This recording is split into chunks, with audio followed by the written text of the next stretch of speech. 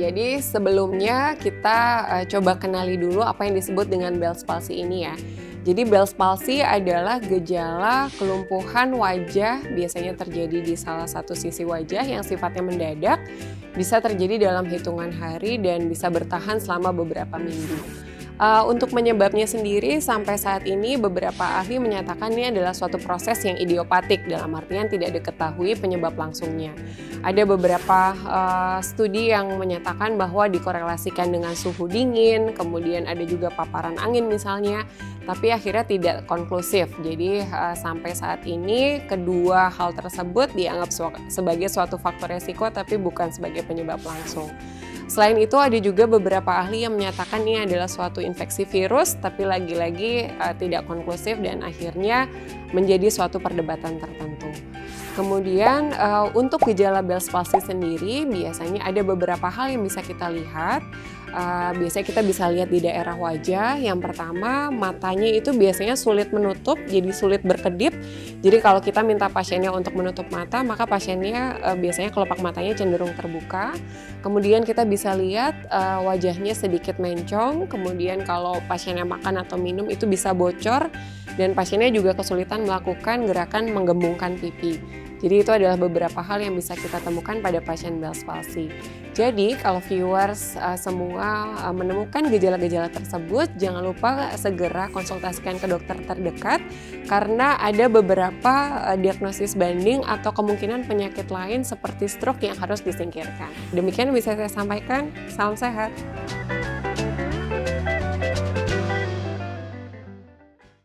Tujuan utama dari pengobatan ataupun intervensi lain bagaimana pasien bisa beraktivitas senormal mungkin sehingga kualitas hidupnya juga bisa terjaga, demikian.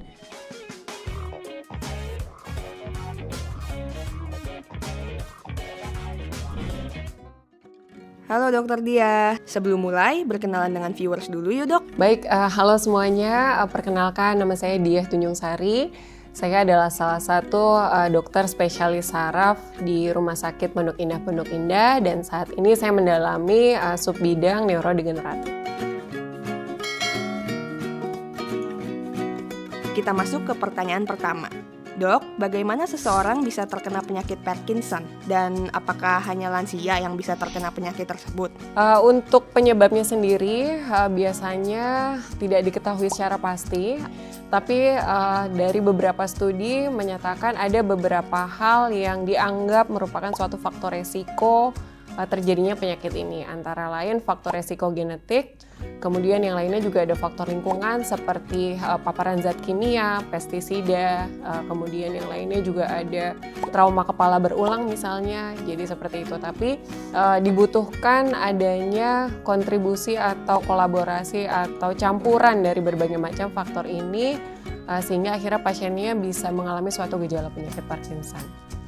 Kemudian pasien Parkinson ini makin banyak yang usianya semakin muda, yang dikenal sebagai young onset Parkinson disease, di mana kita bisa menemukan pasien dengan gejala Parkinson di usia yang sangat muda, bisa 30-40 tahun atau bahkan saya juga punya beberapa pasien yang bahkan di usia 20 tahun. Oke, sebelum kita lanjut ke pertanyaan kedua, boleh ajak viewers untuk subscribe YouTube channel RS Pondok Indah, Dok? Yuk semuanya kita subscribe ke YouTube channel Rumah Sakit Pondok Indah supaya mendapatkan informasi kesehatan yang paling update. Sip, terima kasih dok. Sekarang kita lanjut ke pertanyaan kedua ya dok.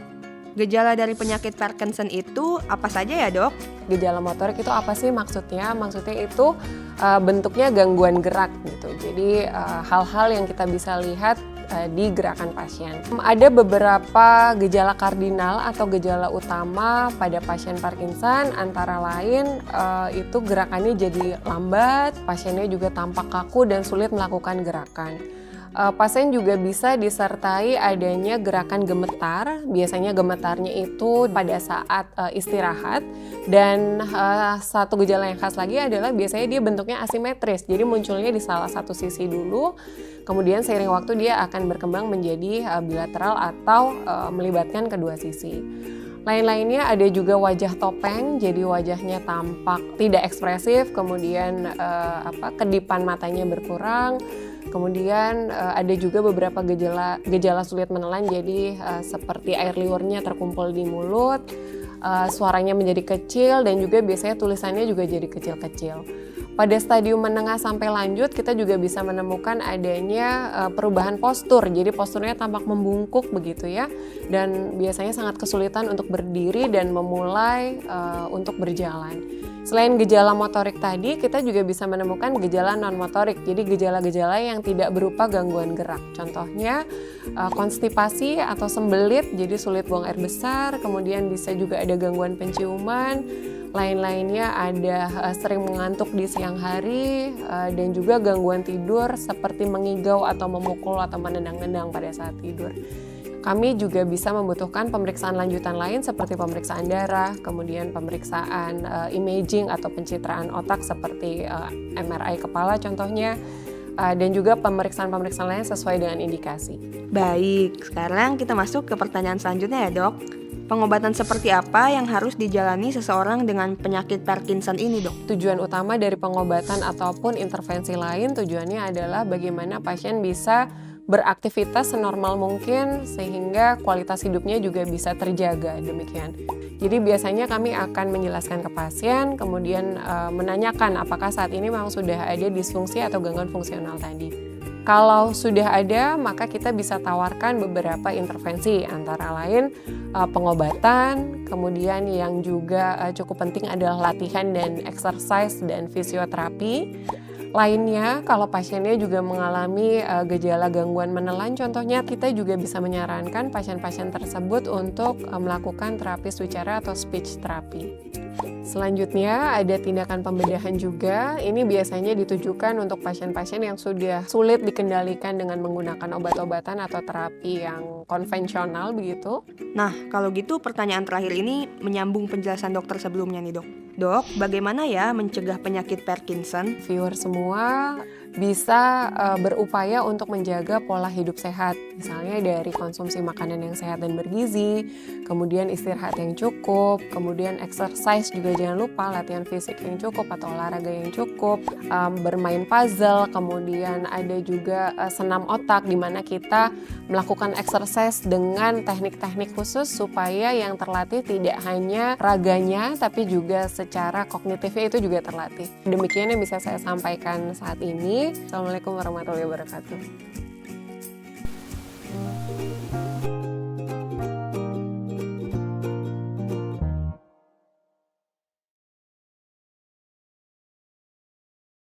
Sudah tahu tanda dan gejala penyakit stroke?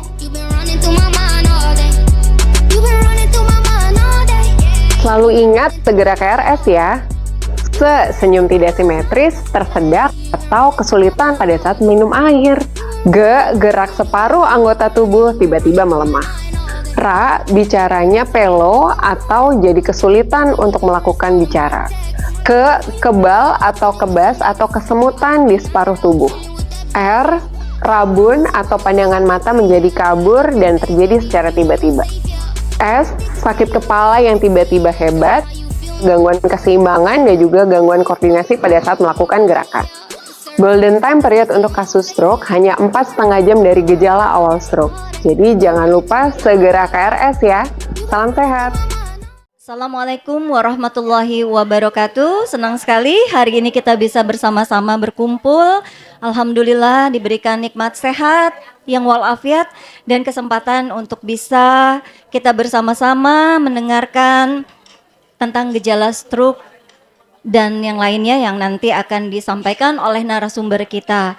Baik, untuk memperlancar acara ini, kita mohon kesediaan untuk Ustadz Fadil untuk memimpin doa dulu, Ustadz. Ustadz Fadil.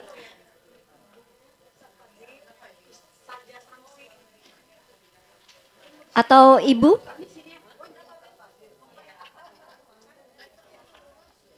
Ibu bisa untuk mewakili Ustadz Fadil untuk berdoa? Ya, Ustadz Fadil silakan.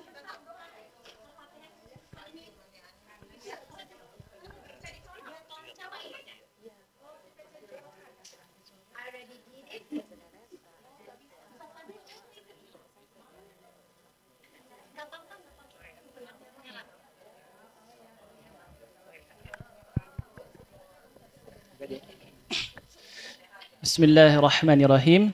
Assalamualaikum warahmatullahi wabarakatuh. Alhamdulillahirabbil alamin wa bihi nasta'in ala umurid dunya waddin. Assalatu wassalamu ala asrafil anbiya'i wal mursalin wa ala alihi wa ashabihi ajmain amma ba'. Alhamdulillah, pada kesempatan siang hari ini kita dapat berkumpul bersama, berkumpul di tempat yang mudah-mudahan Allah berikan keberkahan, di rumah kediaman Ibu Yanti Nurdin dan keluarga. Mudah-mudahan beliau diberikan rahmat, kesehatan, serta rezeki yang luas. Dan mudah-mudahan kita yang hadir di sini pun nanti dapat membawa bekal pulang ya. Dapat ilmu, serta juga diberikan manfaat-manfaat yang banyak agar kita mudah-mudahan berikhtiar agar menjadi lebih sehat. Baik, mungkin sebelum memulai acara ini mungkin kita sama-sama berdoa dulu ya. Mudah-mudahan apa yang kita lakukan hari ini Allah berikan kita nanti rahmatnya, serta apa yang diberikan itu juga nanti dapat kita amalkan. Sama-sama kita angkat kedua tangan kita. A'udzubillahi minasyaitonirrajim. Bismillahirrahmanirrahim. Alhamdulillahi rabbil alamin. Arrahmanirrahim. Maliki yaumiddin. Iyyaka na'budu wa iyyaka nasta'in. Ihdinas siratal mustaqim. صراط الذين أنعمت عليهم غير المغضوب عليهم ولا الضالين. بسم الله الرحمن الرحيم. اللهم صل على سيدنا محمد وعلى آل سيدنا محمد. اللهم اغفر للمسلمين والمسلمات والمؤمنين والمؤمنات الأحياء منهم والأموات إنك السميع قريب مجيب دعوة ويا قاضي الحاجات. بسم الله الرحمن الرحيم. ربنا ظلمنا أنفسنا وإن لم تغفر لنا وترحمنا لنكونن من الخاسرين. رب اغفر لي ولوالدي وارحمهما كما ربياني صغيرا. ربنا آتنا في الدنيا حسنة وفي الآخرة حسنة وقنا عذاب النار. سبحان ربك رب العزة عما يصفون وسلام على المرسلين والحمد لله رب العالمين. Oke, kurang lebih mohon maaf. Assalamualaikum warahmatullahi wabarakatuh.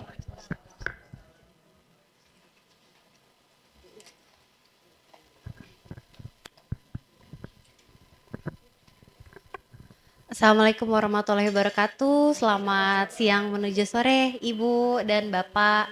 Perkenalkan, izin saya Dr. Revina Afifa, dokter umum di Rumah Sakit Pondok Indah. Kali ini saya izin untuk membuka acara di acara Bincang Sehat Rumah Sakit Pondok Indah dengan tema Kenali Gejala Stroke dan Penanganannya. Nanti akan ada materi dari pemateri kita yang luar biasa ini ya, Dr. Diah Tunjung Sari, spesialis neurologi, subspesialis neurodegeneratif konsultan. Saya ucapkan terima kasih banyak kepada Ibu dan Bapak yang telah hadir pada acara Bincang Sehat hari ini. Semoga semua dalam keadaan sehat, bahagia. Di sini nanti kita akan belajar sama-sama dan diskusi. Bila nanti ada yang ingin ditanyakan, akan ada sesi tanya jawab ya Bapak Ibu di akhir acara setelah pemateri kita memaparkan presentasinya. Terima kasih juga kepada Ibu Hajah Yanti Nurdin SHMH sudah membantu kami menyelenggarakan ini juga.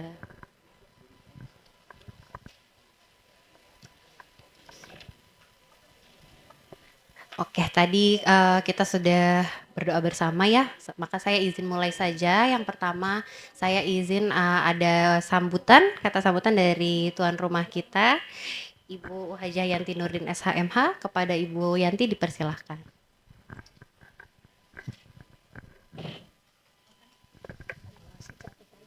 Nggak usah. Assalamualaikum warahmatullahi wabarakatuh. Terima kasih Dokter Diah, itu panjang sekali ininya. Jadi saya panggilnya Dokter Diah. Terima kasih banyak Dokter Revina. Terima kasih Mas Adi, makasih, dan Mbak Fitri dan tim, semua ketua Bunda Akila, Ibu Nuning Hardiman, Uni AI, para pengurus Unimis, Uni Rita, dan semua yang saya nggak bisa sebut satu persatu. Terima kasih udah hadir di sini, dan saya nggak berbanyak-banyak kata bahwa kenapa ini ada di sini. Kebetulan saya senam di Pondok Indah, Dok. Jadi teman-temannya salah satu nih Ibu Polwan nih, Ibu Jovan. Terus ada beberapa ibu. Terus kita sering dapat penyuluhan mengenai kesehatan. Terus ditanya, gimana Bu Yanti punya temen nggak? Kita bawa ke sini, ke Rumah Sakit Pondok Indah untuk dapat penjelasan. Saya langsung bicara sama ketua saya, Bunda Akila. Kata Ibu Nuning, waduh kalau ibu-ibu kalau ke rumah sakit males ya. Soalnya kan itu rumah sakit, jadi kayaknya kita males gitu. Gimana kalau di luar tempat? Kalau kita mau sewa tempat mungkin kan selain biaya dan waktu ya. Ya udah saya bilang seadanya di rumah saya, ya udah. Jadi di sini gitu. Dan yang penting menurut saya dokter tolong kasih pencerahan mengenai kesehatan karena kita ini orang Padang ya, lebih banyak orang Padang. Kita lebih banyak makan yang bergizi. Yang santan-santan, gulai otak, tunjang tuh ada tuh. Gulai apa namanya, rendang segala macam. Jadi makanan yang bergizi itu orang Padang. Jadi maksudnya tolong kasih penjelasan supaya kita bisa sehat. Saya rasa itu aja. Terima kasih. Mohon maaf lahir batin kalau apa penerimaan saya terus dan lain-lainnya itu kurang. Mohon maaf lahir batin. Terima kasih. Semoga dokter bisa menjelaskan dan manfaat buat kita semua. Amin ya robbal alamin. Terima kasih. Assalamualaikum warahmatullahi wabarakatuh. Terima kasih atas sambutannya Ibu Yanti. Oke, selanjutnya mohon sambutan dari Ketua Bundo Akilah kepada Ibu Nuning Hardiman. Waktu dan tempat kami persilakan.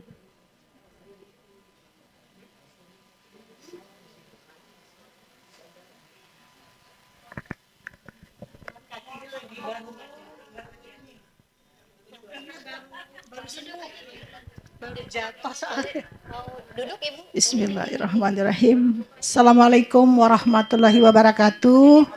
Nggak apa-apa, nggak apa-apa. Aduh, saya ini kayak jadi kayak orang tua banget sih, janganlah. Ketawa ini. Saya ulang ya. Assalamualaikum warahmatullahi wabarakatuh. Bismillah. Yang kami hormati Dr. Diah beserta tim, yang saya hormati juga Ibu Yanti selaku tuan rumah yang sudah memfasilitasi kita bersemua di sini. Ibu-ibu para undangan dari Bundo Akilah, juga dari Indo Jalito perwakilan Ibu Eti Yuswil, dan ibu-ibu dari Pejuang Subuh, bapak-bapak juga tidak lupa. Alhamdulillahirabbil alamin. Pada hari ini kita bisa bertemu lagi, insya Allah dalam keadaan sehat. Saya nggak mau dibilang sakit. Ini sedikit kepleset, retak. Jadi di gips baru dibuka seminggu. Jalannya masih agak goyang. Tapi saya begitu Bu Yanti bilang, ini ceramahnya mengenai stroke. Saya bilang saya sudah lama banget menunggu ingin. Karena kadang-kadang sudah terlanjur baru sibuk gitu. Nah kalau gejala-gejala kayak semutan itu udah sering kita gitu ya. Cuman apakah itu gejala atau memang karena memang sudah usia aja begitu. Karena kita tuh masih sweet-sweet semua ya usianya ya. Sweet-sweet semua. Sweetnya Swita tuh 60.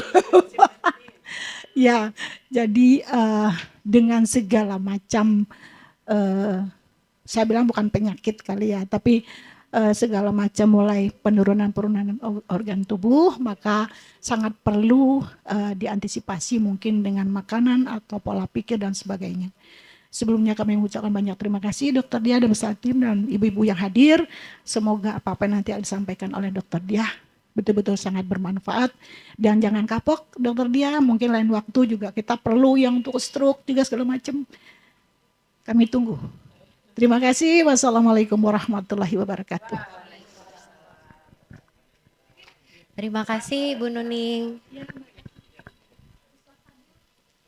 Oke, baik, selanjutnya ada sambutan dari perwakilan Rumah Sakit Pondok Indah.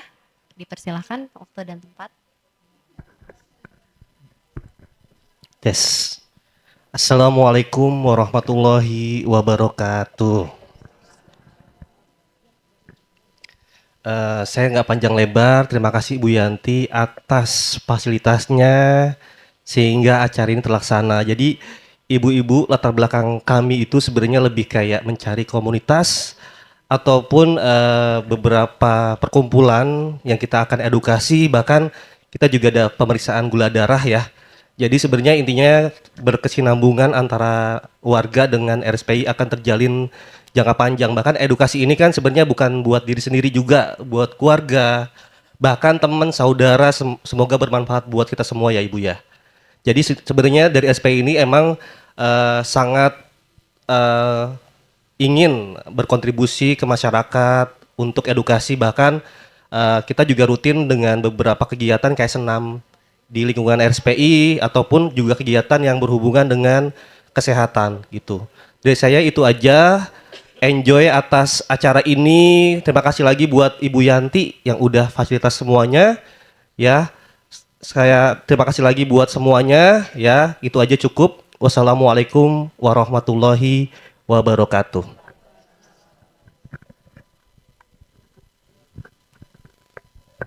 Terima kasih. Oke, karena sambutannya sudah lengkap semua, sebelum kita lanjut ke materi utama kita, udah materi dari Dokter Diah, mungkin baiknya kita kenalan dulu yuk sama beliau yuk.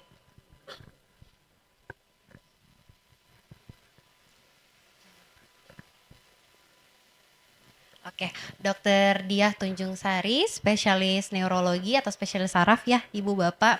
Subspesialisnya neurogeneratif dan beliau sudah konsultan ya. Beliau untuk formal education-nya menamatkan dokter umum di Fakultas Kedokteran Universitas Indonesia tahun 2008. Lalu melanjutkan studi spesialis saraf atau neurologinya itu di Fakultas Kedokteran Universitas Indonesia juga pada tahun 2016. Lalu beliau juga konsultan Movement Disorder Collegium Neurologi Indonesia pada tahun 2021.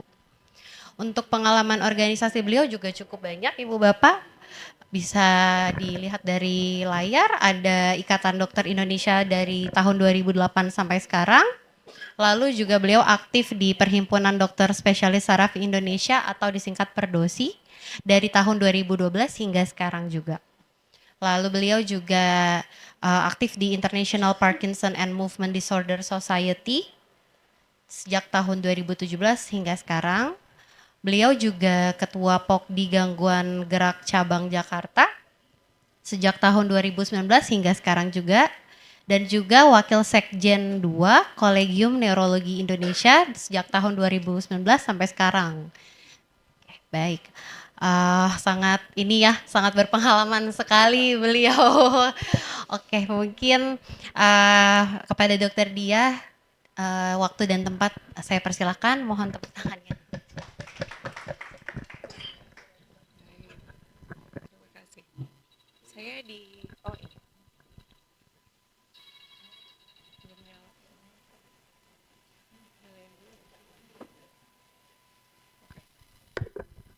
Baik, terima kasih kepada moderator. Assalamualaikum warahmatullahi wabarakatuh. Selamat sore Bapak dan Ibu. Terima kasih banyak atas undangan dan juga kesempatan yang diberikan kepada kami dari RSPI, terutama saya pribadi mewakili dari tim RSPI. Jadi mungkin di sore yang agak mendung-mendung sedikit ini kita coba saling sharing ya Bapak Ibu ya. Jadi insya Allah sih sesinya nanti santai, kita nanti bisa berbagi informasi. Jadi nanti kalau misalnya ada yang mau ditanyakan, ada yang kurang jelas dan seterusnya, kita bisa diskusikan bersama. Ya, mungkin slide berikutnya. Oh, sorry. Baik, jadi pada kesempatan kali ini saya diminta untuk mencoba berdiskusi atau sharing mengenai kasus stroke. Jadi kalau Bapak dan Ibu sudah pernah mendengar kata stroke sebelumnya, jadi ini sampai saat ini merupakan salah satu penyebab utama kematian dan kecacatan di populasi dewasa. Dan ini tidak hanya di Indonesia tapi juga terjadi di seluruh dunia. Jadi saat ini memang sangat digadang-gadangkan begitu ya, supaya kita bisa saling berkolaborasi dari mulai event atau kejadian pre-hospital. Jadi meningkatkan awareness masyarakat terhadap gejala stroke, kalau ada gejala bisa langsung berobat dan seterusnya, sampai penanganannya nanti di rumah sakit. Ya. Dan secara garis besar sebetulnya stroke ini bisa disebabkan oleh dua penyebab utama. Penyebab yang pertama adalah tersumbatnya aliran darah di otak, sedangkan yang kedua adalah pembuluh darahnya mengalami pecah begitu ya, jadi pecah atau kami menyebutnya ruptur. Dan hal-hal ini bisa menyebabkan ya, hal-hal ini bisa menyebabkan kerusakan atau kematian sel otak, dan itu hitungannya bisa menit. Dalam hitungan menit itu bisa jutaan sel yang bermasalah, akhirnya bisa menyebabkan ada penurunan kesadaran, ada kelumpuhan, gangguan bahasa, dan seterusnya. Nanti kita akan lihat bersama ya. Nah, ini mungkin dari angka kejadiannya sendiri ya Bu. Jadi untuk stroke ini semakin ke sini para ahli yang melakukan penelitian menyampaikan bahwa ternyata yang tadinya kasus-kasus ini banyak di populasi usia misalnya 50 atau 60 tahun ke atas, semakin ke sini pasiennya semakin muda-muda. Gitu ya. Jadi kasus-kasus di bawah 45 tahun itu semakin meningkat. Lagi-lagi ini tren secara global. Jadi tidak hanya di negara kita tapi juga di dunia. Ini salah satu studi yang di Inggris, bahkan melaporkan dari satu penelitian itu angka kejadian yang di bawah 30 tahun itu bisa sampai 1.000 orang dalam kurun waktu penelitian tersebut. Dan bagaimana di Indonesia untuk data pasien usia mudanya sepemahaman saya masih sedang diolah, tapi sekitar setiap tahun itu ada 500.000 orang yang mengalami stroke. Dan 2,5% dari pasien-pasien tersebut mengalami kematian dan sisanya mengalami kecacatan yang menetap.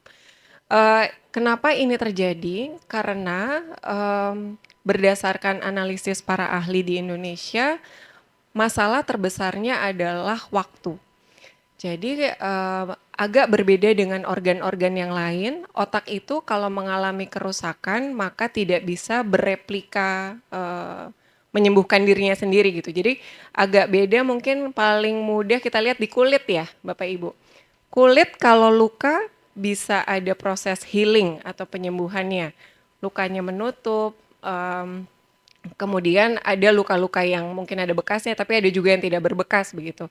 Tapi tidak demikian dengan otak. Jadi kalau ada sel-sel otak yang mengalami kerusakan atau kematian, maka otak ini tidak punya kemampuan untuk menyembuhkan dirinya sendiri.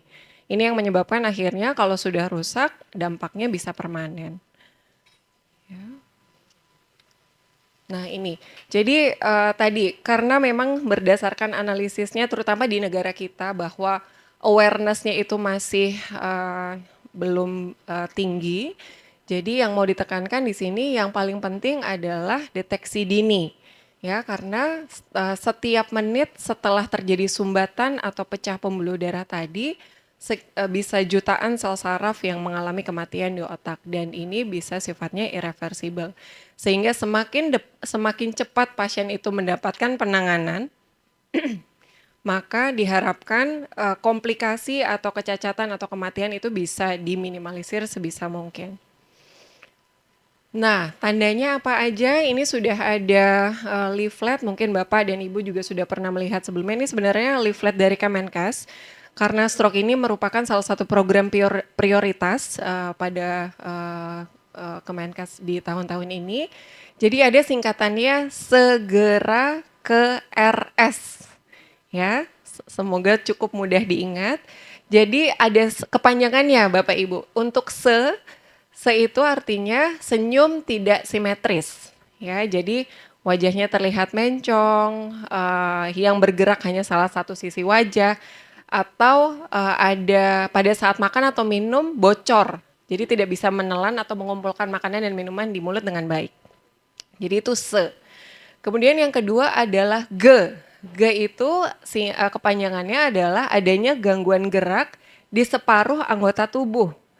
Jadi misalnya ada kelumpuhan atau kelemahan yang terjadi mendadak di anggota tubuh sisi kanan. Jadi tangan dan kaki kanan misalnya atau di sisi yang sebelahnya. Itu menjadi gejala kedua yang penting untuk diketahui. Kemudian yang berikutnya adalah segera. Ra ini adalah bicara. Jadi gangguan bicara yang bentuknya bisa seperti cadel atau pelo. Jadi mungkin pasiennya bisa memahami percakapan yang atau perkataan kita tapi tidak bisa mengucapkan. Jadi pengucapannya bermasalah begitu, tapi bisa juga sama sekali tidak bisa bicara. Jadi betul-betul tidak bisa mengeluarkan kata-kata. Gitu. Jadi ada banyak sekali gangguan bahasa yang bisa kita temukan pada kasus stroke ini. Tapi yang penting kalau ada gangguan bicara yang sifatnya mendadak, itu yang harus kita perhatikan. Oke, kita sudah selesai di segera, sekarang kita ke. Ke ini adalah kebas, baal atau kesemutan. Tapi ada tipenya, Bapak Ibu tadi kan sempat ada yang menginfokan kalau kesemutan sudah lama dan seterusnya. Untuk gejala stroke ini biasanya kita curiga stroke kalau kesemutannya di satu sisi tubuh. Sama seperti kelemahan tadi. Ya, jadi kalau kesemutannya hanya di ujung-ujung telapak tangan, di telapak kaki, kemudian sudah terjadi bertahun-tahun pelan-pelan gitu ya. Biasanya itu tidak mengarah ke suatu stroke. Tapi kalau kesemutan atau kebasnya terjadi di salah satu sisi secara mendadak, gitu ya. Nah, itu yang harus kita waspadai. Kemudian yang berikutnya RS, R itu kepanjangannya adalah rabun, jadi adanya gangguan penglihatan atau pandangan mata kabur. Dan yang terakhir S adalah sakit kepala hebat dan juga gangguan keseimbangan. Gitu. Jadi kalau ada gejala-gejala ini, maka sebaiknya Bapak atau Ibu harus segera dibawa ke rumah sakit. Oke, sebelum nanti kita melihat penanganan dari stroke ini, maka kita akan melihat lebih dekat bagaimana sih proses kerja otak kita ya. Jadi otak manusia itu terdiri dari ratusan juta sel saraf yang masing-masing akan berkomunikasi satu sama lain. Antara satu sel saraf dengan sel saraf yang lainnya akan punya banyak cabang, Bu. Jadi dia tidak hanya satu sel ke satu sel, tapi satu sel itu bisa punya cabang banyak, jadi dia bisa sekaligus berkomunikasi dengan banyak sel. Gitu. Itu yang disebut dengan sinaps. Sinaps itu adalah hubungan antara sel. Jadi 100 juta sel saraf setara dengan 100 triliun sinaps. Dan jumlah koneksi antar sel ini bersifat dinamis. Jadi kadang-kadang dia memberikan informasi ke 5 sel. Di saat yang membutuhkan kebutuhannya meningkat, misalnya pasiennya sedang berolahraga, dia butuh mengaktifkan lebih banyak tangan dan kakinya, dia berkomunikasi dengan 100 sel gitu. Jadi komunikasi antar selnya sifatnya dinamis atau berubah-ubah sesuai dengan kebutuhan. Nah, saya mau ngajak nonton video, bisa tolong di play ya. Oke, ini ada audionya. Iya. Jadi ini adalah ilustrasi yang mencoba menggambarkan cara kerja sel otak kita. Bapak Ibu nih, lihat ya, ada sel-selnya banyak banget, banyak cabang-cabang cara mereka berkomunikasi satu sama lain. Nanti kita akan lihat bagaimana proses berjalannya informasi dari satu tempat ke tempat yang lain. Gitu ya, kurang lebih seperti ini. Dan tadi semua proses ini akan berjalan sesuai dengan kebutuhan. Ya ini tadi yang dibilang sinaps ya, ujung komunikasi antar selnya. Oke.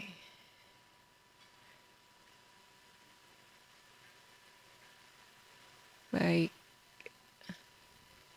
Belum ada suara. Oke.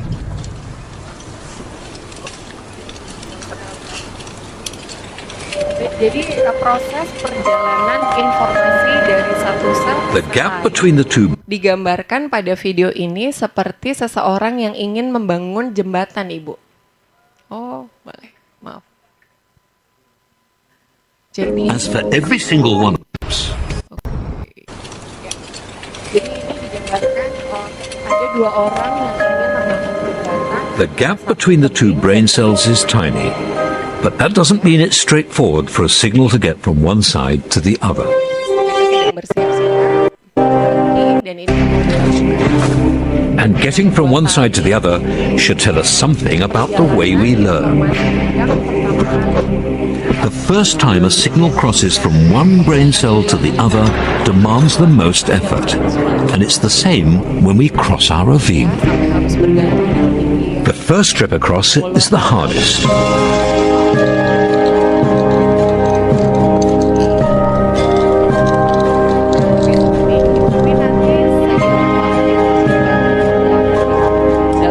Having crossed the ravine once, the journeys across get easier and easier. Kalau secara sehari And a similar thing happens when we learn something.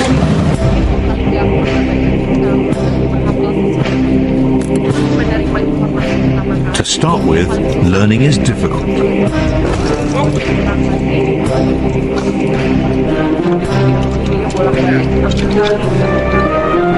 But as the signal crosses the gap between the brain cells again and again, we establish a more solid pathway.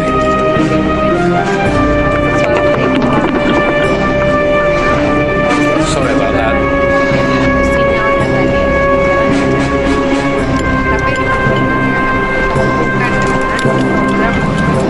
By the time we've made the crossing over and over again, it becomes effortless.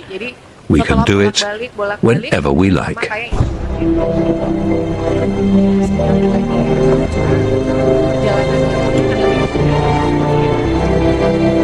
We finally learned something. Nah, ini juga video kayaknya. Minta tolong di play.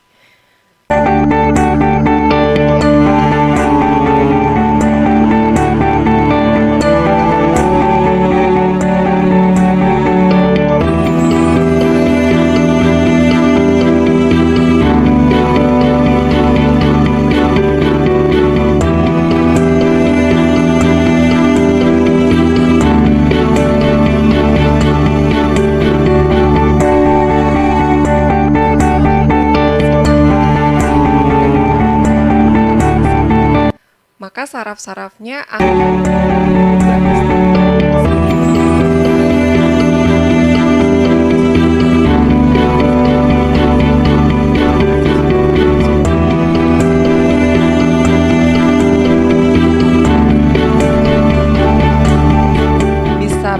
meningkat, bisa menurun sesuai dengan proses yang terjadi pada pasien tersebut.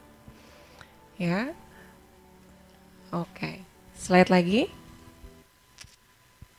Oke, jadi kurang lebih itu bagian pertama tentang apa yang harus kita deteksi secara dini pada gejala-gejala stroke tadi.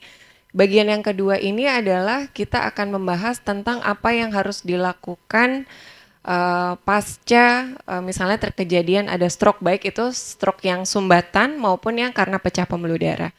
Jadi mungkin saya ingin mengenalkan di sini ada prinsip neurorestorasi, Bapak Ibu. Jadi ini adalah salah satu ilmu bagian saraf yang mendalami tentang bagaimana pemulihan saraf itu pasca terjadinya cedera. Jadi sebetulnya neurorestorasi ini merupakan prinsip umum tidak hanya pada kasus stroke tapi juga pada kasus trauma. Jadi pasca kecelakaan lalu lintas misalnya dan seterusnya. Slide. Dan pada neurorestorasi ini dia akan bekerja sesuai kerja alamiah tubuh. Jadi akan mempertimbangkan struktur dan juga proses terjadinya cedera pada pasien tersebut. Apakah stroke-nya terjadinya akut, maka stimulasi yang akan diberikan seperti ini. Kalau pasiennya stroke-nya sudah hitungan tahun, sudah kronik, maka pendekatannya juga akan berbeda. Jadi untuk neurorestorasi sendiri ini akan menyesuaikan dengan kondisi dan mekanisme yang terjadi pada pasien. Dan ini biasanya kami lakukan dengan berkolaborasi begitu dengan tim yang lain. Jadi timnya sendiri bisa terdiri dari ada dokter spesialis saraf, kemudian ada perawatnya, kemudian ada terapis-terapisnya, baik itu fisioterapis, terapis wicara, dan terapis yang lainnya. Dan penanganannya itu atau stimulasinya dilakukan ke sarafnya, jadi tidak hanya ke organ yang terkena. Misalnya tadi, kita tahu kalau salah satu gejala stroke adalah kelemahan tubuh sisi kanan. Maka yang salah satu stimulasi yang akan dilakukan di neurorestorasi ini adalah kita bisa melakukan stimulasi di kepalanya, tapi bukan hanya di tangan dan kaki.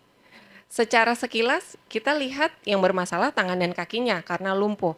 Tapi kalau setelah kita pahami bersama tadi bahwa ini adalah suatu gejala yang disebabkan oleh gangguan di otak, maka yang akan kita stimulasi selain tangan dan kaki adalah juga kepalanya. Nanti contoh-contohnya juga ada. Nah, ini ada beberapa hal yang kami lakukan di bagian neurorestorasi ini. Ada brain stimulation, ada pemasangan tapping, ada virtual reality terapi. Jadi kalau Bapak dan Ibu pernah dengar virtual reality mungkin biasanya buat main, buat game gitu ya. Nah, ini sebetulnya bisa dimanfaatkan supaya dirancang untuk sebagai program latihan. Jadi di salah satu sisi, misalnya pasiennya biar nggak bosan gitu ya, latihan yang konvensional, kita bisa merancang game tertentu supaya nanti kesannya sambil main, padahal itu sedang latihan. Lain-lainnya ada neurorehabilitasi seperti tadi fisioterapi, terapi bicara, dan seterusnya, stem cell, dan juga musik terapi. Baik, berikutnya ini mungkin sekilas saja terkait dengan stimulasi otak, Bapak dan Ibu. Jadi saat ini memang sangat dikembangkan beberapa modalitas atau pilihan untuk melakukan stimulasi otak.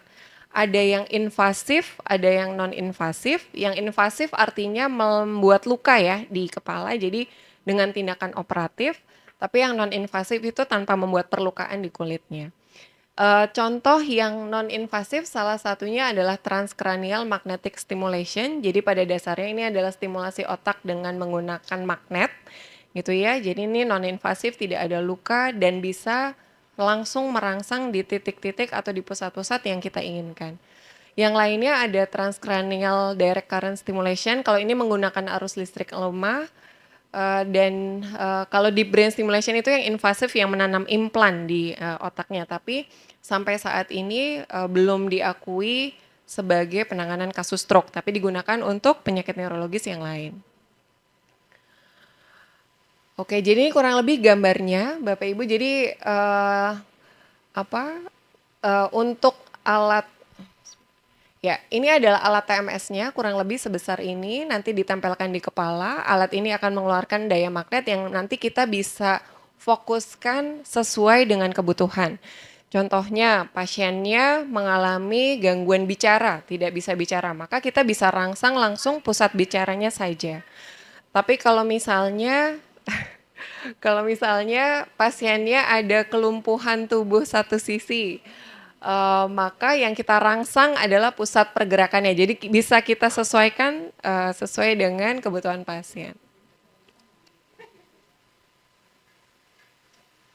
Oke, slide. Ya. Jadi kurang lebih ini contohnya, audionya boleh dikeraskan. Ini contoh tindakannya, Bapak Ibu. Jadi pasiennya hanya diminta untuk duduk diam, ini adalah alatnya. Kemudian nanti akan ada suara seperti ketukan begitu ya, dan ini bisa kita manfaatkan sebagai salah satu metode untuk stimulasi otak pasca stroke. Ya, slide. Baik, ini adalah contoh pasien. Siapa, Pak? Sebentar.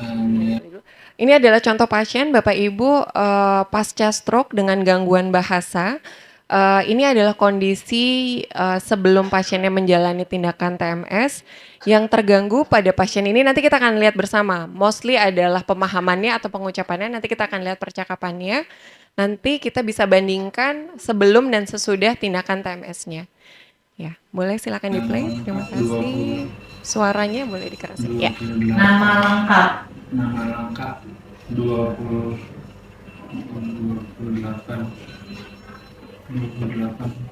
Agustus. Ditanya nama, jawabnya tanggal. Bapak namanya siapa? Nama lengkap. Betul. Berapa? Nyambung, betul Bu. Jadi kira-kira yang terganggu bagian apanya?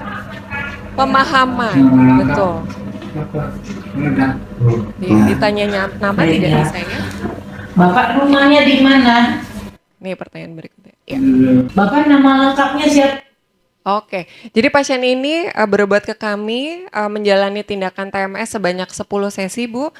Satu hal tentang stimulasi TMS ini memang rekomendasinya memang harus dilakukan setiap hari berturut-turut. Kalaupun ada jeda maksimal sekitar 2 sampai 3 hari. Jadi memang sudah ada penelitiannya kalau hanya dilakukan 1 kali dibandingkan dengan beberapa kali dalam waktu yang dekat, hasilnya lebih baik kalau dilakukan beberapa kali. Jadi untuk pasien yang ini kami lakukan tindakan TMS selama 10 sesi, itu jadi sekitar 2 minggu, disertai dengan terapi wicara. Jadi dalam 1 hari itu stimulasi langsung terapi wicara. Habis itu besoknya gitu lagi, stimulasi terapi wicara. Jadi intensif selama 10 sesi dan ini adalah hasilnya. Selamat siang Pak Agus.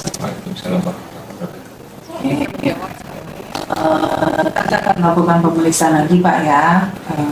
Ini dengan direkam supaya kita bisa lihat kemajuannya. Ya Pak ya. Bisa kita mulai ya Pak Agus ya.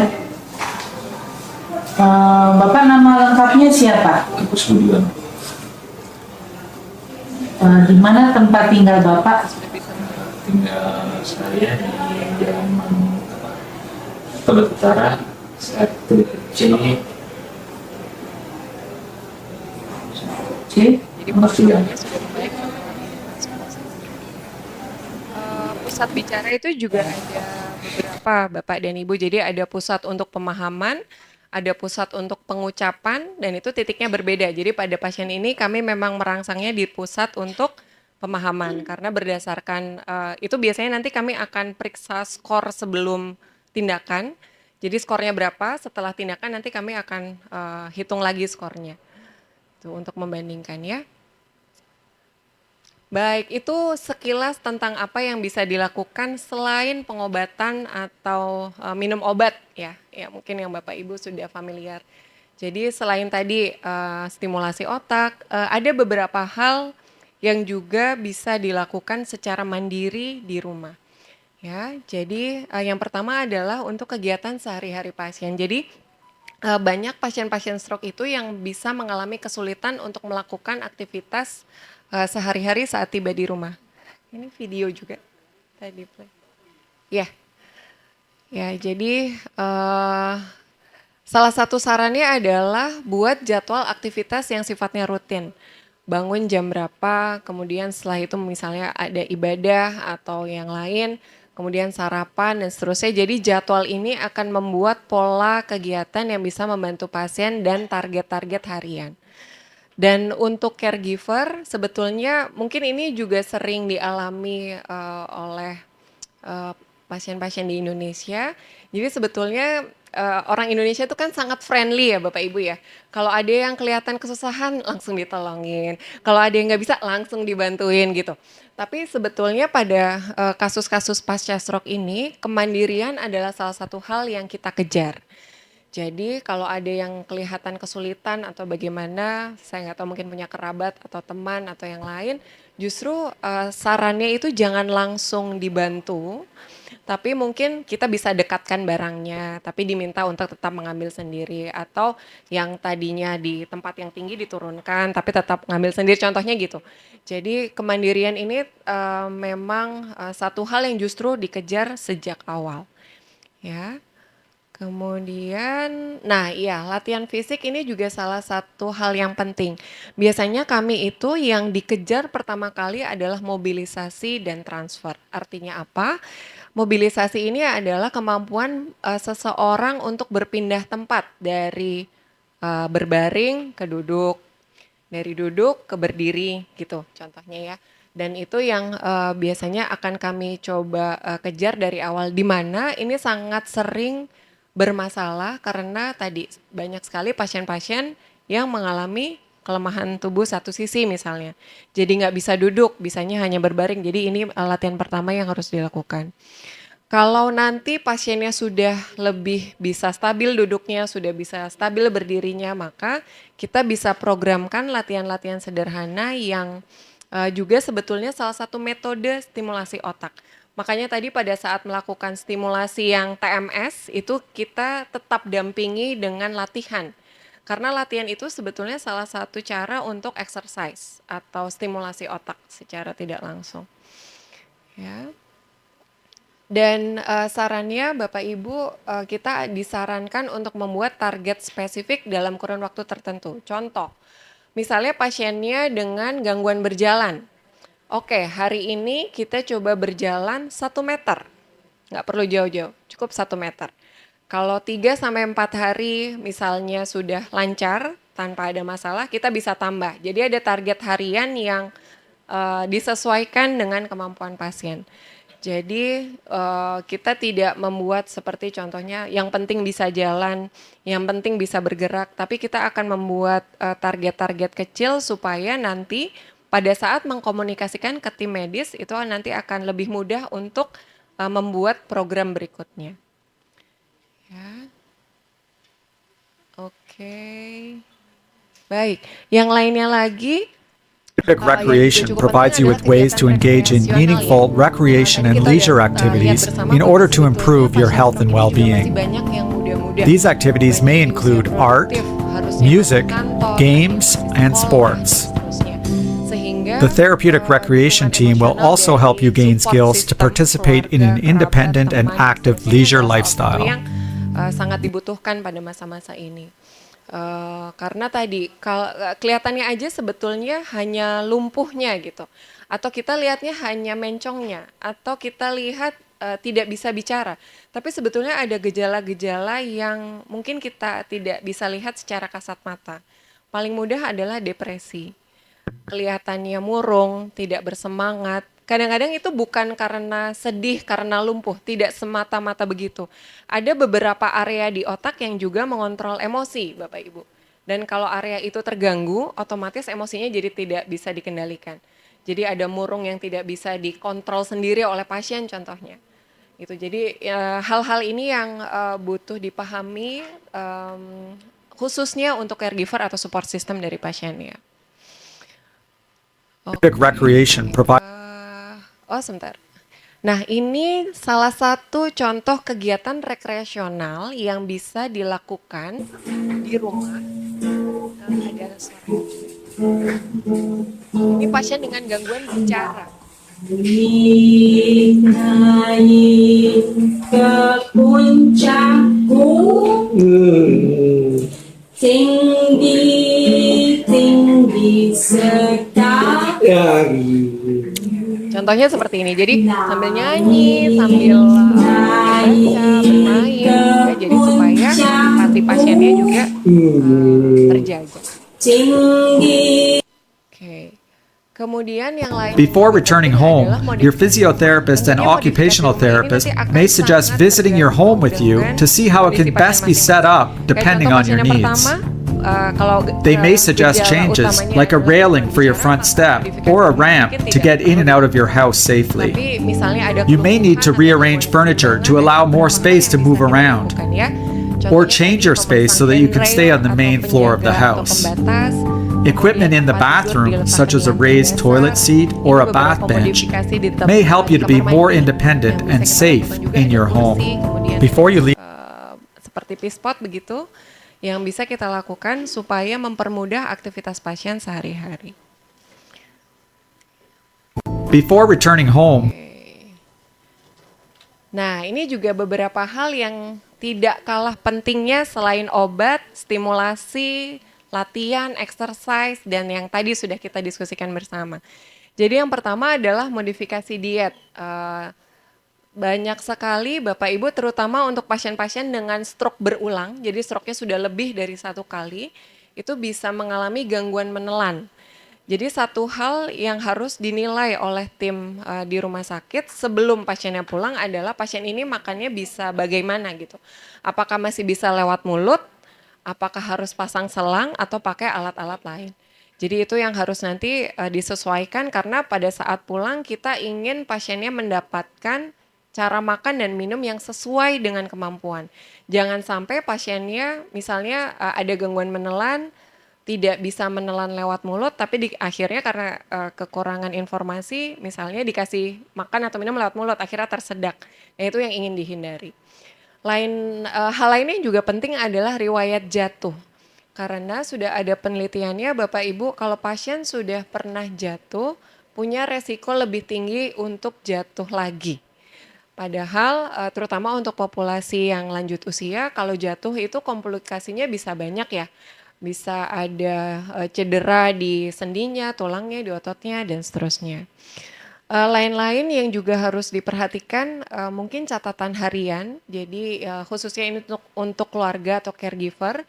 Jadi catatan harian ini yang terkait dengan apakah ada efek samping pengobatan, ada gejala baru, kemudian kapan berobat, obatnya apa saja, dan juga kalau ada Bapak dan Ibu misalnya mau mengkonsumsi suplemen, itu juga harus sesuai dengan persetujuan dokter. Dan satu lagi juga yang tidak kalah penting adalah kelola faktor resiko. Biasanya faktor resiko stroke itu ada beberapa yang bisa dimodifikasi dan tidak bisa dimodifikasi. Yang tidak bisa dimodifikasi contohnya seperti usia. Usia kita nggak bisa atur. Yang kedua adalah riwayat keluarga, itu juga di luar kendali kita gitu. Tapi yang bisa dikelola atau bisa dikendalikan adalah misalnya tekanan darahnya dijaga stabil, kadar kolesterolnya jaga stabil, dan seterusnya. Ya, jadi ini mungkin izin sharing moto kami, Bapak Ibu, bahwa sebagian besar pasien itu jadi mungkin saya sampaikan dulu bahwa pemulihan pasca kejadian stroke itu paling banyak di sekitar 3 sampai 6 bulan pertama. Gitu ya. Setelah melewati masa-masa itu seakan-akan kayaknya nggak ada kemajuan lagi gitu sebetulnya. Tapi kalau kita lihat tadi bagaimana sel-sel otak itu berkomunikasi secara dinamis. Kalau kita rangsang dia bisa bikin alur baru, jembatan baru. Jadi kami pribadi berpendapat bahwa perbaikan atau pemulihan fungsional ini bisa berlangsung seumur hidup gitu. Jadi mungkin kalau biasanya ada pasien-pasien yang sudah stroke-nya sudah cukup lama, sudah tahunan gitu ya. Kadang-kadang sudah maksudnya ya udah pasrah gitu misalnya. Ini permanen dan seterusnya. Menurut kami tidak demikian. Karena tadi basisnya kita tahu bagaimana cara kerja atau komunikasi sel-sel otaknya, bahwa setiap stimulasi kalau dilakukan secara terus maka tadi informasinya akan lebih mudah atau lebih cepat gitu ya sampainya. Jadi tadi perbaikannya bisa terus berlanjut. Baik, jadi ini adalah beberapa kesimpulan yang berdasarkan presentasi saya siang hari ini. Jadi stroke ini tadi ya kita sudah bahas bahwa salah satu penyebab utama untuk kematian dan juga kecacatan di dunia.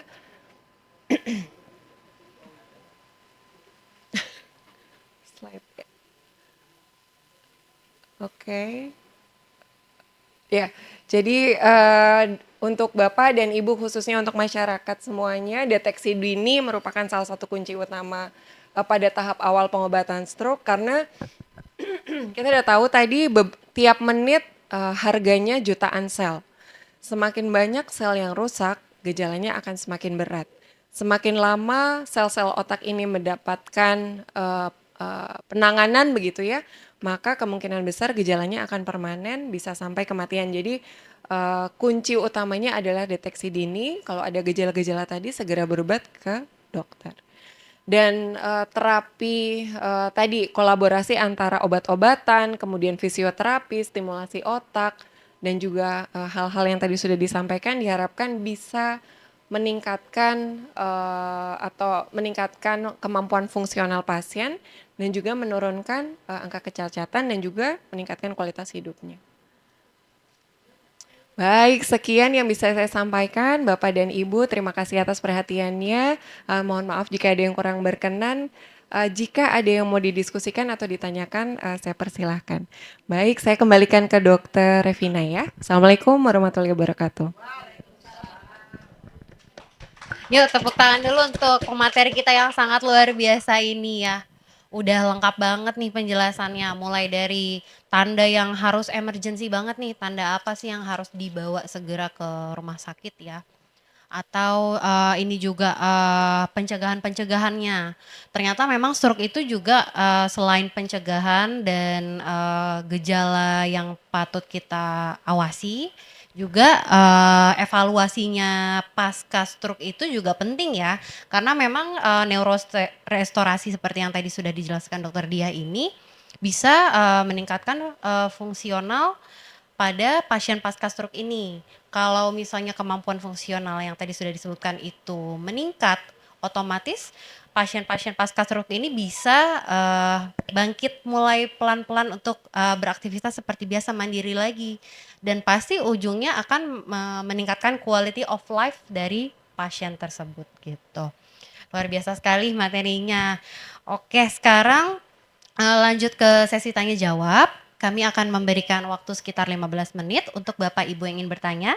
Boleh menunjukkan tangan dan ini ya nama lengkap dan pertanyaannya.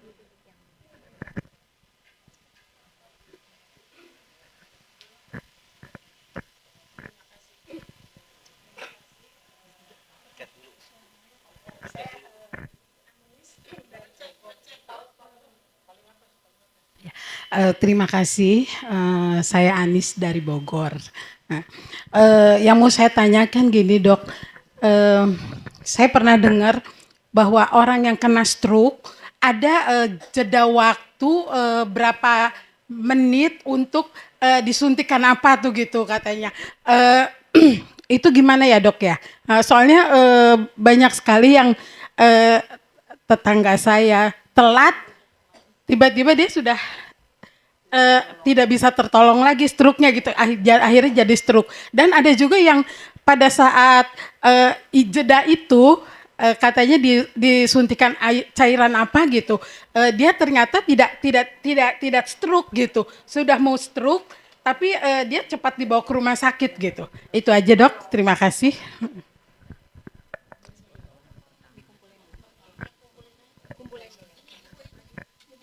Mohon izin untuk dikumpulkan dulu pertanyaannya, nanti setelah ini baru dijawab. Assalamualaikum, terima kasih. Nama saya Yanti Hamidi. Mungkin saya akan bertanya mungkin jauh sebelum stroke itu sendiri, karena kalau orang kena stroke biasanya ditanya kolesterolnya berapa, tekanan darahnya berapa. Tapi akhir-akhir ini saya bukan akhir-akhir lah, pernah salah satu ada dokter syaraf gitu bilang kelenturan syaraf itu menjadi salah satu penyebab kenapa orang bisa tertolong karena stroke dan tidak tertolong karena, maksudnya penyembuhannya jadi lebih susah. Pertanyaannya adalah apa sih sebetulnya yang menyebabkan seseorang itu syarafnya menjadi lentur sehingga elastisitas terhadap serangan itu lebih baik? Apa gitu, apa yang bisa kita lakukan, karena itu kan bentuk pencegahan ya saya bilang. Kalau ini kan after the fact, tapi kan sebetulnya ada sesuatu yang bisa kita lakukan untuk mencegah itu terjadi. Tadi kalau masalah kolesterol, oke lah kita menjaga keseimbangan makanan segala macam, tapi saya masih sangat awam dengan kelenturan syaraf, karena bahkan kalau nggak salah ada satu alat yang bisa mendeteksi kelenturan syaraf itu sendiri, sehingga bisa dideteksi ini kalau orang kena stroke ini bisa begawat gitu.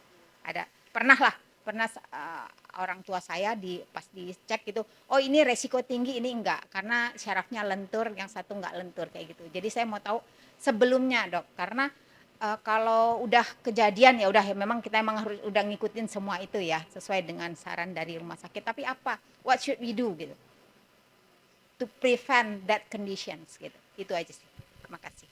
Baik, terima kasih pertanyaannya Ibu. Silakan yang ingin bertanya lagi. Terima kasih, saya Lasti. Tadi saya lihat itu ada alat, itu bisa disebut terapinya ya. Yang katanya paling enggak minimal 10 kali dilakukan. Kalau itu disampaikan, saya mengambil kesimpulan bahwa ada orang yang tidak melakukan rutin selama 10 kali. Apakah itu terpengaruh dengan biaya yang besar barangkali untuk terapi sekali terapi? Jadi yang ingin saya tanyakan intinya adalah berapakah biayanya untuk terapi itu gitu loh. Sekali terapi itu berapa biayanya? Terima kasih. Baik, terima kasih. Pertanyaan selanjutnya dipersilahkan Ibu Bapak. Assalamualaikum warahmatullahi wabarakatuh. Pertanyaannya sebenarnya udah dirangkum tuh. Karena dari Ibu tadi cuma nambahin aja. Tadi kan Ibu kan ada apa kayak golden time-nya gitu loh. Golden time-nya untuk mendapatkan sesuatu supaya dia nggak berkelanjutan itu sih stroke-nya.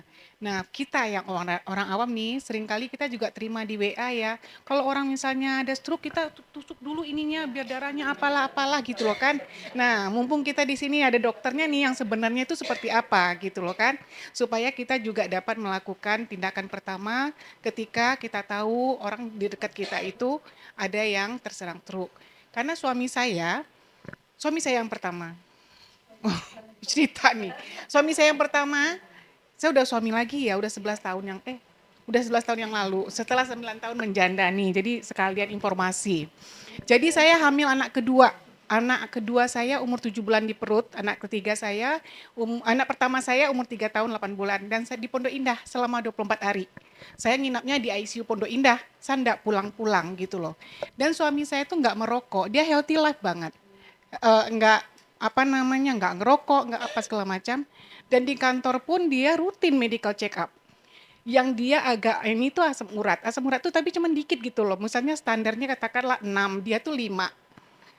Standar ini maksudnya standarnya 5, dia 6 gitu loh. Itu doang. Tadi selama lainnya enggak.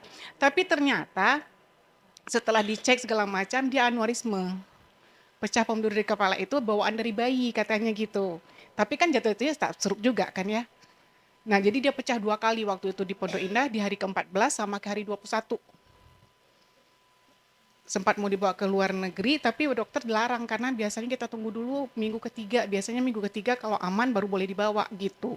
Nah, sekarang nih udah ada kejadian seperti itu. Tindakan pertama kita perspektifnya apa sih gitu loh kan supaya yang simpang siur di WA harus diginiin, diapain itu kita juga ini lebih firmnya yang mana gitu.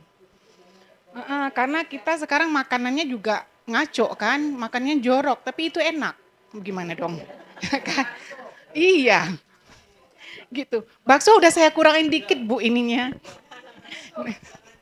Itu aja sih Dok yang saya mau tanyain tindakan pertamanya apa. Sama yang tadi itu tuh golden time itu kita harus ngapain.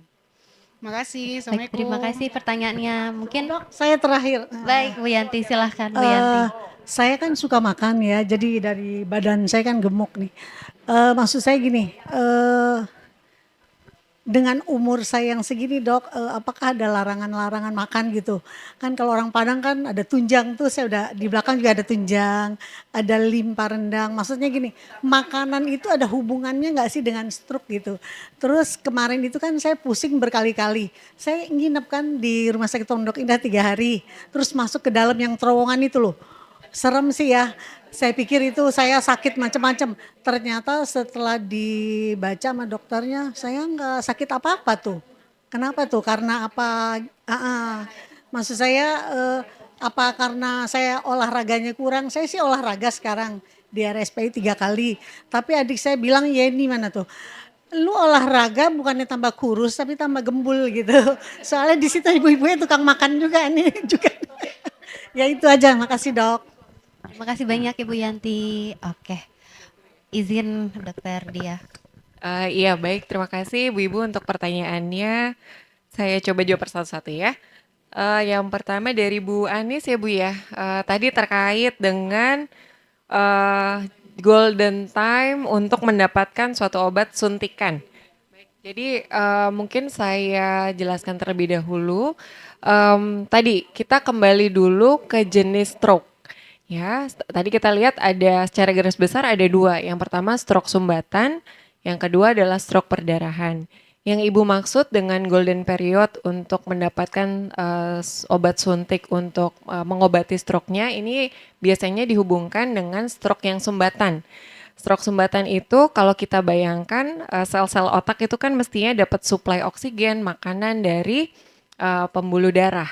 Jadi kalau pembuluh darahnya tersumbat, maka tidak ada aliran darah yang mengalirkan makanan dan oksigen ke selnya. Sehingga akhirnya selnya mengalami kerusakan. Kurang lebih itu proses yang terjadi pada stroke sumbatan. Nah, kalau terjadi sumbatan seperti itu, maka sudah ada penelitiannya, ada tindakan yang namanya trombolisis.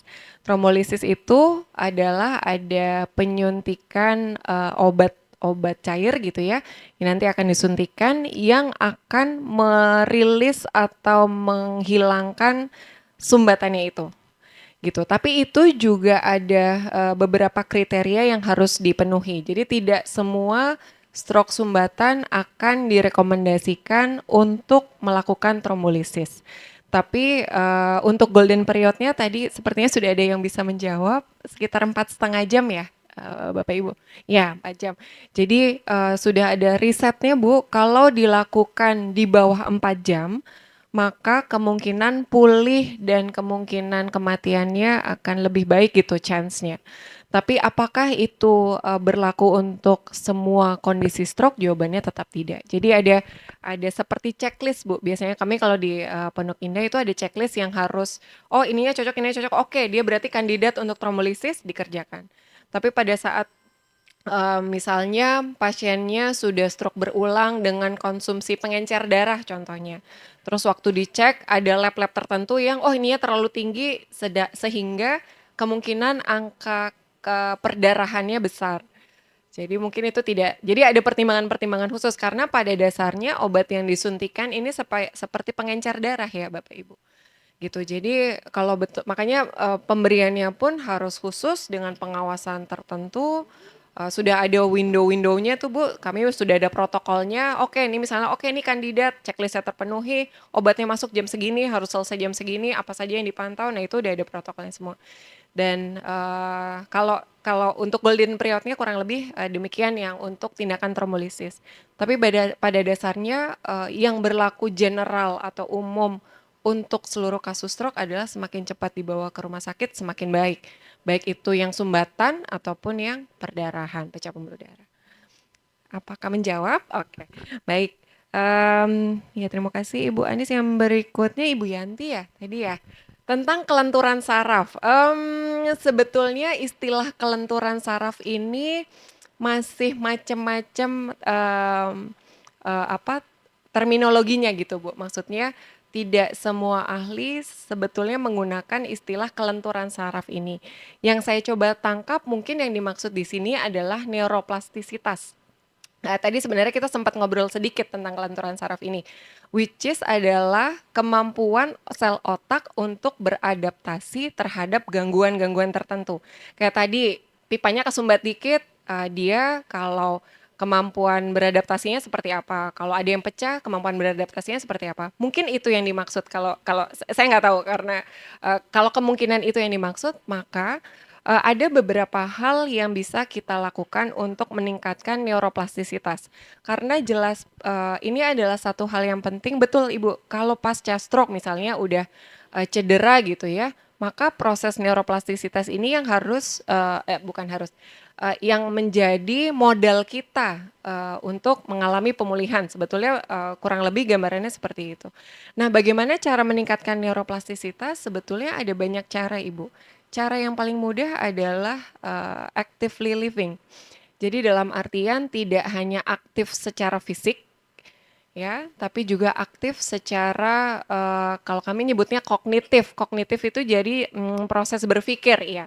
Jadi aktif bersosialisasi, aktif saya nggak tahu kalau misalnya masih ada yang bekerja atau punya profesi tertentu ya berarti aktif di profesi masing-masing.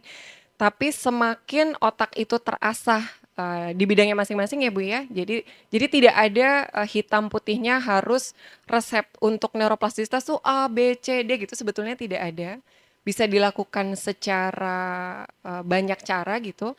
Tapi pada dasarnya adalah hidup secara aktif, baik secara fisik, mental, dan juga kognitifnya tadi. Kognitif itu sebetulnya bisa dilatih dengan hal-hal kecil. Contohnya nih, misalnya pagi-pagi nonton TV deh, atau baca apa di HP misalnya. Terus nanti siang atau sorenya diceritain ke orang lain. Itu sebetulnya secara nggak sadar kita udah latihan memori.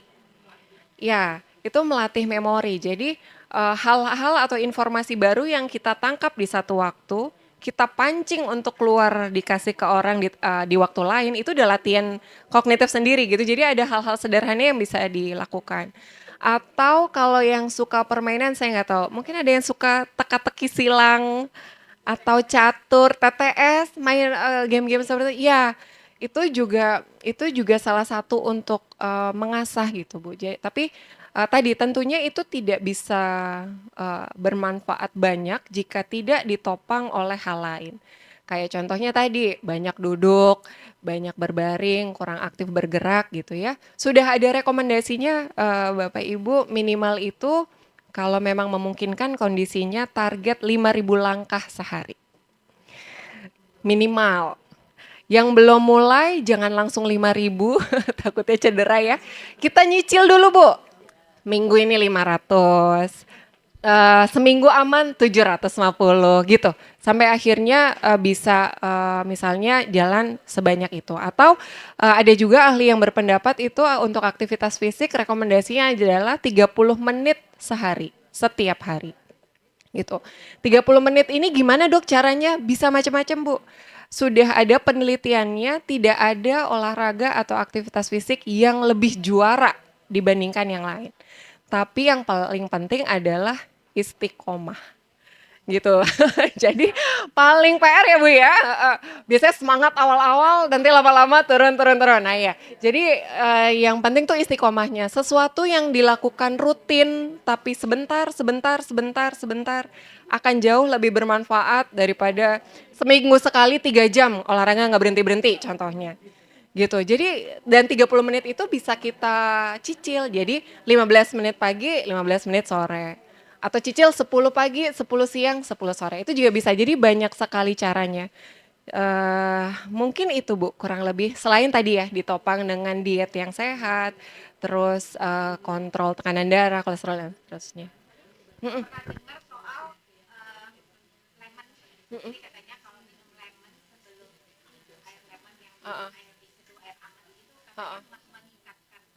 Ya neuroplastisitas.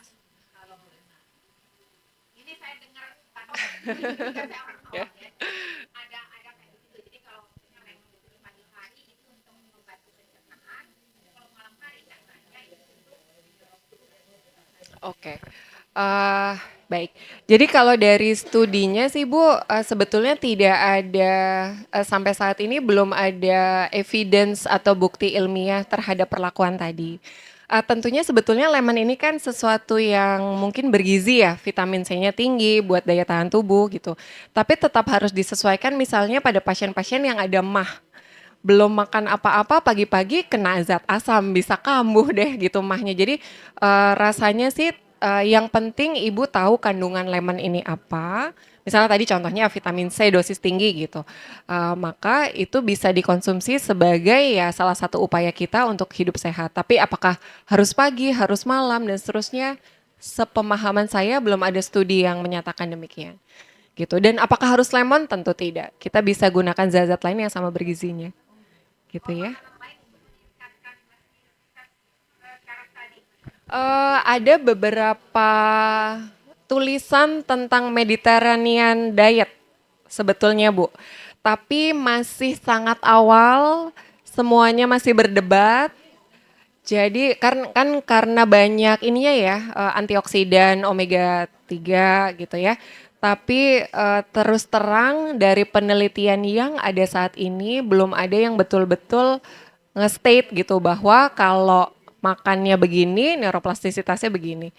Gitu sih. Tapi ya sebagai upaya untuk diet seimbang sih Bu, sampai sekarang ya masih di anut. Iya. Oke. Iya, terima kasih. Lalu Ibu Lasti ya Bu. Iya.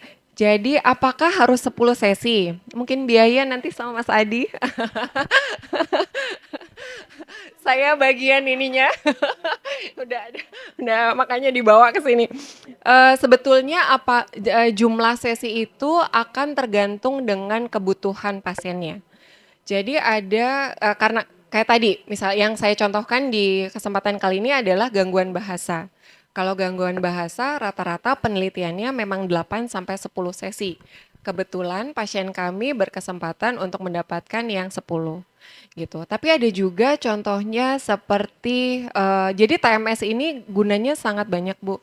Dari mulai depresi, nyeri kronik, kemudian gangguan penglihatan, kelumpuhan, macam-macam. Jadi tergantung apa kebutuhan pasien saat itu. Nah, ada misalnya contohnya mungkin yang paling gampang depresi, misalnya Bu, yang tidak bisa terkontrol dengan obat-obatan dari psikiater, itu juga bisa dilakukan TMS dan rekomendasinya 5 kali cukup. Gitu. Jadi tergantung apa, kalau gangguan menelan nanti ada rekomendasi lainnya lagi. Kalau gangguan penglihatan beda lagi. Biasanya itu nanti akan kami jelaskan pada saat ketemu sama pasien. Biasanya yang kami kerjakan di rumah sakit adalah misalnya ketemu pasien, periksa, kita akan susun tuh masalahnya apa aja. Mana yang jadi prioritas, karena otomatis kemungkinan besar sih tidak semua bisa dikejar dalam satu sesi. Misalnya pasiennya ada riwayat stroke, kemudian tidak bisa bicara, ada kelumpuhan, ada gangguan menelan. Tiga-tiganya sebetulnya bisa dirangsang pakai TMS, tapi apakah ketiganya langsung dikerubutin gitu ya dalam satu sesi? Mungkin tidak. Mana yang paling prioritas untuk pasien dan keluarga? Jadi karena ya kami khawatirnya kalau stimulasinya terlalu banyak nanti malah efeknya saling berlawanan, yang kita kejar malah nggak dapat. Gitu, jadi tergantung indikasi TMS-nya gitu ya Bu ya. TMS tuh yang gambar tadi Bu, yang jadi ditempel alatnya tuh ngeluarin daya magnet, itu nanti bisa kita letakkan di pusat yang kita inginkan. Jadi kayak tadi contohnya kasusnya kesulitan memahami, itu yang kami lakukan, TMS-nya ditaruh di pusat pemahaman. Jadi pusat bahasa tapi yang pemahaman. Apanya Ibu? Oh, oke. Mas Adi ya, nanti minta tolong ya Bu ya mungkin ya. Saya tidak hafal, tapi kami punya di Rumah Sakit Pondok Indah ada Bintaro mungkin sebentar lagi ya, saya dengarnya RSPI Bintaro, ya rumah sakit. Dok, aku jelasin harganya ya. Oke, baik. Jadi Kami alihkan. TMS ini cukup mahal ya ibu-ibu, harganya ada agak MM-an. Jadi kita juga sebenarnya baru dari tahun lalu, karena Dokter Diah ini emang yang termasuk yang request kalau TMS ini sangat efektif buat penderita stroke, dan aku sounding harganya kalau sekali sesi itu 2 juta. Jadi ada paket 10, ada paket 5.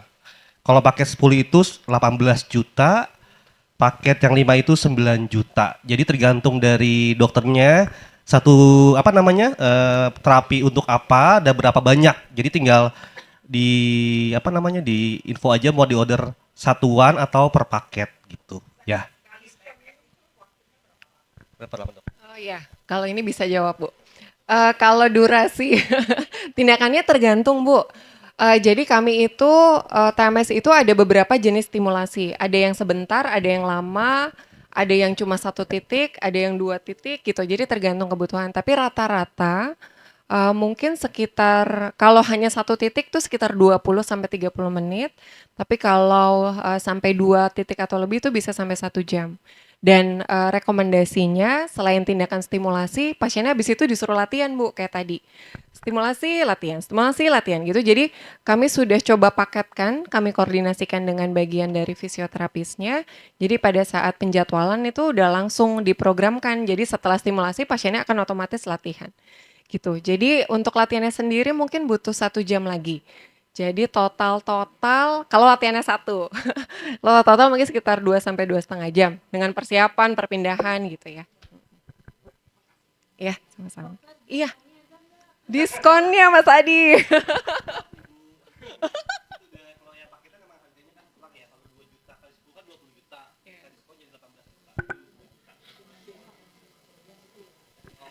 Oke.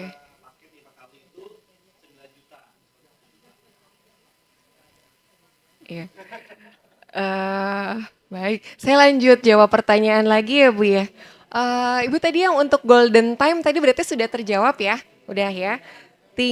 tindakan pertama yang tusuk jari, iya. Jadi betul ya Bu, karena memang stroke ini salah satu penyakit terbanyak ya. Jadi mitos atau rumor tentang penyakit ini ya memang tidak bisa dihindari gitu. Tapi sudah ada studinya bahwa ada yang bilang ditusuk di kuping, ada yang bilang ditusuk di jari ya. Iya. Ya, kalau dari sisi atau sudut pandang ilmiahnya itu tidak membantu Bapak Ibu. Daripada waktunya dipakai untuk menusuk, apalagi nyari jarum dulu, apalagi ngebersihin tangan apa segala macam, mending langsung berangkat gitu. Jadi itu insya Allah lebih bermanfaat karena tidak ada efek atau benefit atau manfaat yang bisa didapatkan dengan menusuk jari itu. Tadinya kan kalau saya nggak salah ya penjelasannya, kalau ditusuk jari tekanan darah turun maka akan menyebabkan tekanan kepalanya berkurang, stroke-nya membaik gitu ya kalau nggak salah. Ya, sudah ada penelitiannya juga Bu, kalau darahnya cuma keluar setetes, 2 tetes nggak ada ngaruhnya ke tensi. Gitu. Kalau yang berpengaruh terhadap tekanan darah tuh kalau kehilangan darahnya banyak. Which is itu kan sangat berbahaya ya kalau kita membuat secara sendiri gitu. Jadi daripada waktunya dipakai cari jarum segala macam, mending langsung siap-siap berangkat. Betul. Oke. Kemudian yang terakhir tadi Bu Yanti ya, larangan makan. Nah ini susah-susah gampang jawabnya. Yang penting sih Bu sebetulnya menurut saya pribadi rekomendasinya adalah yang penting Ibu memiliki suatu kondisi yang terkontrol. Maksudnya gini, kalau Ibu ingin tadi ada makanan yang santan, kemudian ada jeroan dan seterusnya yang mungkin kadar kolesterolnya tinggi atau kadar asam uratnya tinggi, maka yang menurut saya penting adalah Ibu harus mengontrol atau memeriksakan kesehatannya secara berkala. Mungkin itu, kalau dengan pola demikian rapornya bagus-bagus aja, selama itu sesekali sayur buahnya juga jalan, air putih oke, aktivitas fisik oke, menurut saya silahkan aja. Tapi yang penting ngejaga rapornya Bu, dari waktu ke waktu, paling itu sih ya. Sama pusingnya ya Bu ya, tadi yang cerita sharing, terima kasih Bu sharingnya. Kalau MRI sebetulnya keluhan rasa pusing atau sakit kepala itu bisa disebabkan oleh banyak hal. Bisa sesuatu di otak, tapi bisa juga sesuatu di sekitar kepala, yaitu ada pembuluh darah, ada otot atau sendi gitu ya, itu contohnya. Jadi kalau ada keluhan pusing tidak semata-mata otaknya atau akan ada kelainan di otak gitu. Mungkin itu yang terjadi pada Ibu sehingga MRI kepalanya dalam batas normal. Jadi mungkin pusing yang waktu itu dialami disebabkan oleh kondisi yang lain, contohnya lagi kelelahan, kurang tidur, duitnya nggak ada, baik. Contoh ya Bu ya, gitu. Jadi masih banyak kemungkinan ya Bu, gitu. Oke, saya kembalikan ke dokter. Baik, terima kasih banyak atas jawabannya ya. Dokter Dia sudah menjawab ya, Ibu. Oke, ini nggak kerasa udah di ujung acara.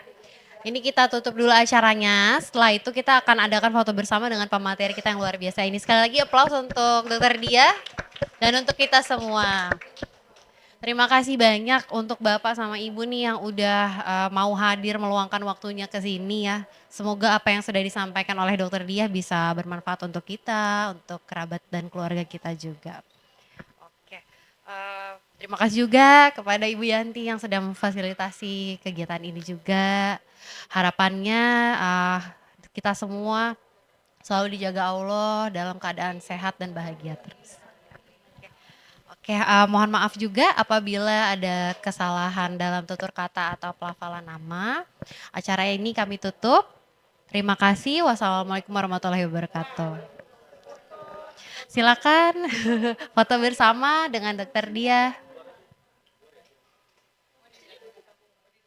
Sudah tahu tanda dan gejala penyakit stroke? Selalu ingat segera ke RS ya. Senyum tidak simetris, tersedak, atau kesulitan pada saat minum air. Gerak separuh anggota tubuh tiba-tiba melemah. Ra, bicaranya pelo atau jadi kesulitan untuk melakukan bicara. Ke, kebal atau kebas atau kesemutan di separuh tubuh. R, rabun atau pandangan mata menjadi kabur dan terjadi secara tiba-tiba. S, sakit kepala yang tiba-tiba hebat, gangguan keseimbangan dan juga gangguan koordinasi pada saat melakukan gerakan. Golden time period untuk kasus stroke hanya 4,5 jam dari gejala awal stroke. Jadi jangan lupa segera ke RS ya. Salam sehat.